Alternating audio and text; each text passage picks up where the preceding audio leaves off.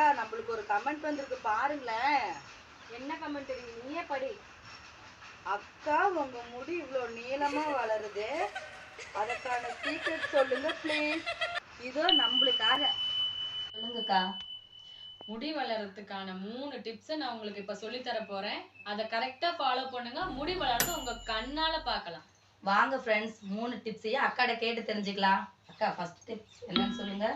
காலையில எழுந்திரிச்சதையும் முடிக்கு நிறைய தேங்காய் எண்ணெய் தடவி வச்சிருவேன். ரெண்டாவது டிப்ஸ் என்னன்னு சொல்லுங்கக்கா.